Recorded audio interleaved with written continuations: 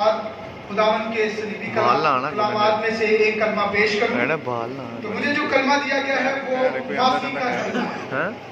آئے میرے ساتھ نکالیں لوکا کی انجیل اس کا 23 باب اور اس کی 34 ورڈز 34 آیات سے ہم پڑھیں گے۔ مقدس لوکا کی انجیل اور اس کا 23 باب اور اس کی 34 آیت۔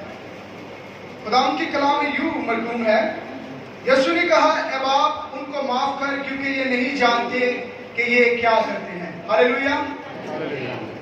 میرے عزیزوں، وہ یسوع مسیح کے ساتھ کیا کر رہے تھے؟ آئے تھوڑا پیچھے چلتے ہیں اور دیکھتے ہیں کہ وہ یسوع مسیح کے ساتھ کیا کر رہے تھے۔ یسوع مسیح گتسمنی میں اپنے شاگردوں کے ساتھ دعا کرنے کے لیے تھے۔ یسوع مسیح نے جب اپنی خدمت کا آغاز کیا تو انہوں نے دعا کی۔ جب وہ اپنی خدمت کا زمینی خدمت کا آغاز کو ختم کر رہے تھے تب بھی انہوں نے دعا کی۔ یسوع مسیح نے ہر کام شروع کرنے سے پہلے دعا کی، خدمت کو شروع کرنے سے پہلے بھی، اور جب وہ اپنے کام کو ختم کرنے والے تھے تب بھی انہوں نے دعا کی۔ سردار کاہن اور سپاہی جو ہے وہ یسوع مسیح کو پکڑنے آئے جیسے ڈاکو اور چوروں کو پکڑنے کے لیے آتے ہیں۔ یسوع مسیح کے اوپر اس قدر ڈپریشن تھا اور میڈیکل سائنس اس کو پروف کرتی ہے کہ جب بلڈ پریشر کافی بڑھ جاتا ہے تو آپ کی کیپلریز جو ہیں، کیپلریز چھوٹی وینز کو کہتے ہیں، وہ پھٹ جاتی ہیں اور یسوع مسیح کا خون جو تھا وہ گویا پسینے کی مانند پہاڑ پر اس چٹان کے اوپر ٹپک کے گر رہا تھا۔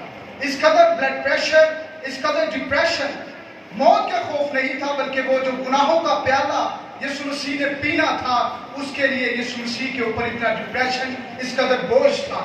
یسوع مسیح کو پکڑ کر لے گئے سردار کاہن کے صحن میں، اس کے گھر میں ساری رات یسوع مسیح کو مارا گیا، ٹھٹھوں میں اڑایا گیا، اس کی آنکھوں پر پٹی باندھ کر اسے کہا گیا کہ تو بتا تجھے کس نے مارا ہے۔ یسوع مسیح کو ساری رات مذاق اور بہت ہی ذلیل کیا گیا، کس کی خاطر؟ ہماری خاطر۔ صبح ہوتے ہی سردار کاہن یسوع مسیح کو 35 پلاطوس کے پاس لے گئے، ادھر بھی یسوع مسیح کو ٹھٹھوں میں اڑایا گیا۔ 35 پلاطوس کہتا ہے یہ میرا کیس نہیں ہے، یہ گلیلی ہے، اسے ہیرودیس کے پاس لے جاؤ۔ ہیرودیس بھی اس کو دیکھنا چاہتا تھا کیونکہ اس نے اس کے بارے میں معجزات سنے ہوئے تھے، لیکن ہیرودیس نے کہا میں اس میں کچھ گناہ نہیں پاتا، اس کو 35 پلاطوس کے پاس لے جاؤ۔ 35 پلاطوس نے اسے کوڑے لگوائے۔ میرے عزیزو 39 کوڑے یسوع مسیح کو لگائے گئے۔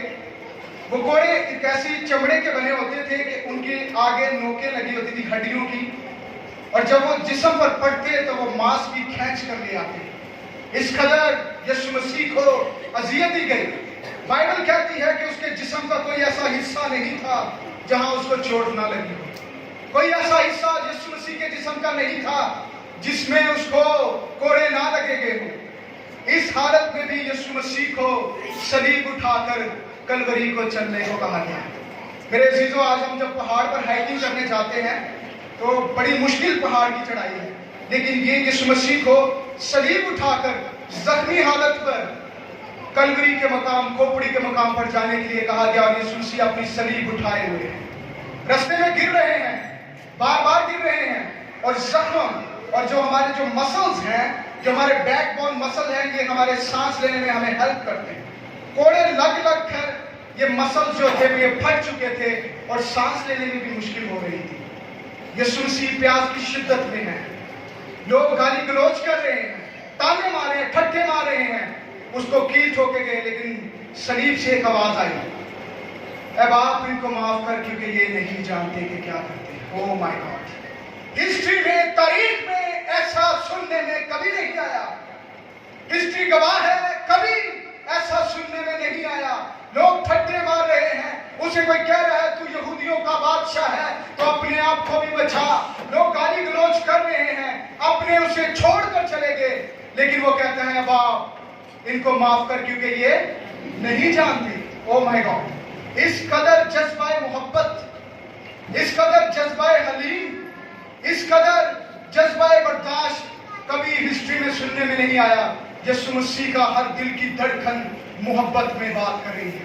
یسوع مسیح اب بھی اپنے دشمنوں کے لیے فیور میں بات کر رہے ہیں، ان کی فیور ہو رہی ہے۔ को माफ कर क्योंकि ये नहीं जानते ये क्या कर रहे हैं. मेरे अजीजों, यीशु मसीह ने हमसे कहा कि अब तेरे पाँव को कोई कांटा नहीं चुभेगा. मैंने तेरे रस्तों को हमवार कर दिया क्योंकि उन कांटों को चुनकर मैंने कांटों का क्या बनाया है? ताज बनाया है. यीशु मसीह ने आपके रस्तों के कांटों को उठाकर अपने सर का ताज बनाया ताकि आपके पाँव को कोई कांटा न चुभे. मेरे अजीजों, इन हालात में यीशु मसीह ने बर्दाश्त किया. इससे पहले यीशु मसीह ने कभी ये अल्फाज नहीं बोले क्योंकि यीशु मसीह खुद गुनाह माफ करते थे. आपने पढ़ा यीशु मसीह ने मरकस की अंजील में उसके 9 बाब और 2 आयत में भी यीशु मसीह ने एक मफलूज को कहा जा तेरे गुनाह माफ हो. और लूका की अंजील में भी यीशु मसीह ने जो है 7 बाब उसकी 48 आयत में एक बदचलन औरत को कहा तेरे गुनाह माफ थे. लेकिन सलीब पे यीशु मसीह कहता है बाप इनको माफ कर क्योंकि ये नहीं जानते.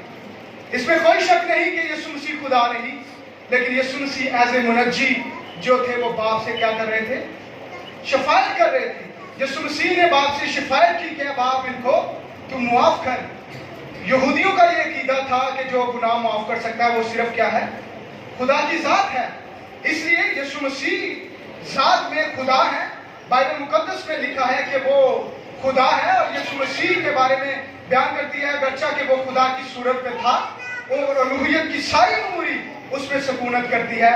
लेकिन यीशु मसीह ने एज ए मुनज्जी इस कलाम को बयान किया कि बाप इनको माफ कर क्योंकि ये नहीं जानते कि ये क्या करते हैं. मेरे अजीजों, आज जो हम यहाँ मौजूद हैं यीशु मसीह के कलमात को सुनने आए हैं 20 साल से 30 साल से 10 साल से हम इन कलमात को सुनते आ रहे हैं. लेकिन आज के कलमे की हमारी जिंदगी में क्या अहमियत है? क्या हम दूसरों को माफ करते हैं? आज गौर करने की बात यह है, कलीसिया चर्चेस बहुत ज्यादा है. कलीसियाओं के अंदर टूट फूट की वजह यही है कि लोग माफ नहीं करते. न जाने कीमती रिश्ते हमने तोड़ दिए, हमने छोड़ दिए, वजह माफ ना करना. ऐसे लोगों को हमने बुलाना छोड़ दिया, वजह माफ ना करना. घरों में लड़ाइयां हैं, वजह माफ ना करना. तफरीके है, वजह माफ ना करना. कलीसिया आज अगर सवाल में है तो वजह माफ ना करना, बर्दाश्त ना करना, सब्र ना करना. यह है सबसे बड़ी वजह कलीसिया की. मसीही हम जिंदा तो हैं, हम प्रस्तिश तो करते हैं, हम चर्च में तो आते हैं, चर्च की एक्टिविटीज में तो हैं, लेकिन हम माफ नहीं करते. जब माफ करने की बारी आती है तो हम पीछे हट जाते हैं. जब बर्दाश्त करने की बारी आती है तो मसीही पीछे हट जाते हैं. मेरे अजीजों, एक झील थी और लोग उसमें नहा रहे थे. तो एक आदमी ने क्या किया कि उसने झील के ऊपर 2 पहाड़ पे उसने तार को बांध दिया और उसके ऊपर चलना शुरू हो गया. लोगों ने नीचे से वाह वाह करना शुरू कर दी, क्या बात है, क्या बात है, क्या बात है. वो वापस आया, उसने साइकिल ली और साइकिल चलाना शुरू कर दी. लोग कहते क्या बात है यार, क्या बात है, ये ऐसा तो कोई बंदा ही. जब वो दोबारा साइकिल लेके आया तो कहता पीछे बैठो, और बैठने के लिए कोई नहीं. हाँ, हम उसकी तारीफ तो कर रहे हैं, हाँ हम चर्च भी आ रहे हैं, चर्च एक्टिविटीज में भी हैं, लेकिन जब उसके साथ जाने की बारी आती है, दूसरों को माफ करने की बारी आती है, बर्दाश्त करने की बारी आती है, तो उसके साथ जाने वाला कोई नहीं. नीचे खड़े होकर हम उसकी तारीफ तो करते हैं, सब कुछ हो रहा है, लेकिन आज फैमिलीज में, चर्चेज में, कलीसियाओं में माफ करने वाले लोग नहीं. बाइबल मुकद्दस यीशु मसीह ने इस कलमे में साबित किया जो उसने कहा. उसने कहा अपने दुश्मनों से मोहब्बत रखो और अपने सताने वालों को क्या करो? माफ करो. यीशु मसीह ने अपने शागिर्दों को तालीम दी, दूसरों को क्या करो? माफ करो. क्या हम दूसरों को माफ करते हैं? आज घरों में लड़ाइयां किस वजह से? माफ ना करने की वजह से. फैमिलीज में टूट फूट क्या वजह है? माफ नहीं करना.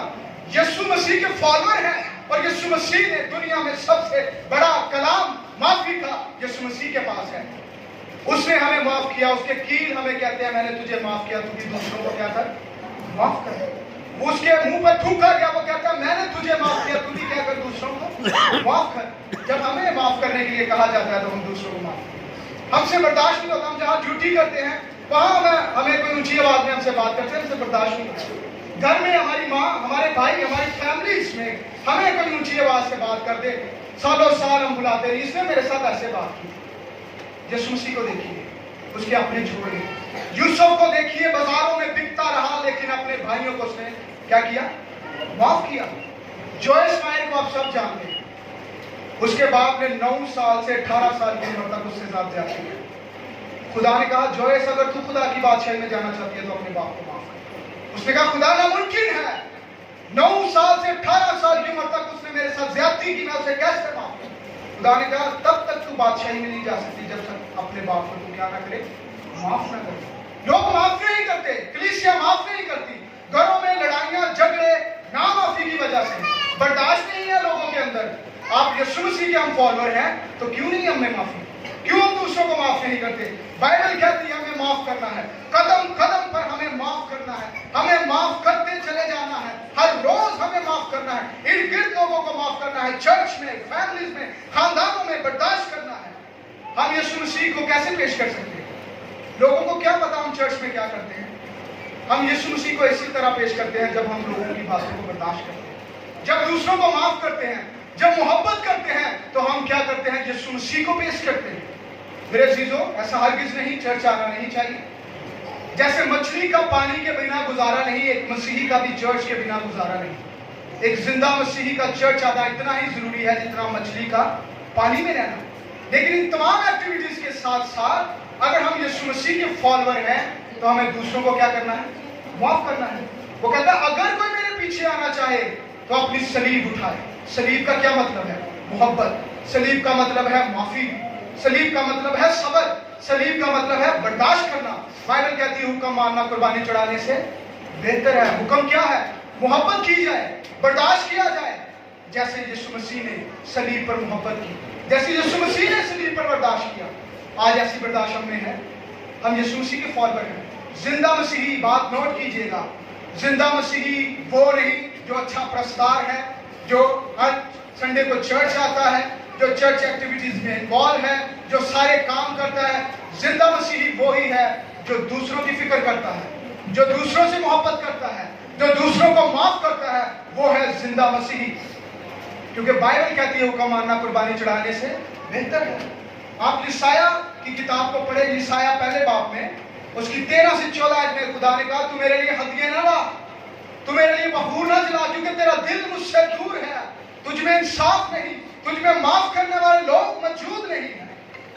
اگر ہم معاف نہیں کرتے, ہم برداشت نہیں کرتے, ہم دوسروں کے لیے محبت کا وسیلہ نہیں بنتے تو میرے عزیزو یہ ساری ایکٹیویٹیز جو ہیں ہمارے لیے ادھوری ہیں.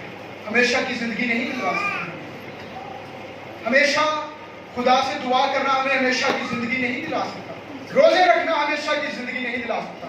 یسوع مسیح نے کہا, خدا نے کہا اس روز بتھیرے مجھے کہیں گے کہ میں نے تیرے نام پہ یہ کیا, میں نے معجزات کیے. اس نے کہا کہ تم میری نظروں سے ہٹ جاؤ, جب میں تیرے پاس آیا تو تم نے میری نہ سنی. دوسروں سے محبت کرنا, معاف کرنا, برداشت کرنا, یہی ایک مسیحی ہے, یہی ایک زندہ مسیحی ہے. بہت سی اپنی زندگی میں ایکٹیویٹیز میں ڈیوٹیز میں دیکھتا ہوں اپنے کرسچنز کو دوسروں کے ساتھ لڑتے ہوئے, جھگڑتے ہوئے, گالی گلوچ کرتے ہوئے. یہ مسیحی نہیں. زندہ مسیحی وہی ہے جو دوسروں کو معاف کرتے ہیں, جو برداشت کرتے ہیں, جو محبت کرتے ہیں. میرے عزیزوں, ایک پھول اور چڑیا کی دوستی ہو گئی تو پھول ریڈ کلر کا تھا تو چڑیا کو کہتا ہے یار میں تجھے پسند نہیں کرتا, مجھے تیرے سے دل نہیں. اس نے کہا کیا بات؟ اس نے کہا میرا کلر جو ہے وہ ریڈ ہے اور تو کسی اور کلر کی. تو چڑیا کافی دن پریشان رہی. 3-4 دن کے بعد وہ پھول کے پاس واپس آئی تو ریڈ کلر کی. تو پھول نے کہا یہ کیا ہوا؟ اس نے کہا میں باغ کے سارے پھولوں کے بیچ میں سے گزر کے آئی, ان کانٹوں کو جو پھولوں کے ساتھ لگے مجھے چبھے, اور جب کانٹے چبھے تو وہ خون سے بھر گئی اور وہ لال ہو. یہ ہے محبت, یہ ہے معاف کرنا, دوسروں کے لیے قربانی. میرے عزیزو, اگر ہم یسوع مسیح کے فالوور ہیں تو ہمیں ہر کانٹوں کو برداشت کر کے اپنی صلیب اٹھانی. صلیب, کئیوں کے رشتے ان کی صلیب ہے, کئیوں کی جاب ان کی صلیب ہے, کئیوں کا کام کاج ان کی صلیب ہے. ہر ایک وہ مشکل کام جو وہ سمجھتے ہیں آپ صلیب سمجھیں, آپ کے لیے وہ آسان ہوتا ہے. کانٹے چبھتے رہیں, آپ دوسروں کو معاف کرتے ہوئے گزرتے جائیں. یہی اصل تعلیم ہے بائبل مقدس کی. محبت, معافی, خداوند یسوع مسیح صلیب پر موجود ہے. وہ کہتا ہے میں نے تیرے لیے کیل ٹھکوائے, میں نے تجھے معاف کیا, تجھ سے محبت کی, تو بھی دوسروں سے کیا کر؟ محبت کر. ہر کوئی معاف نہیں کر سکتا.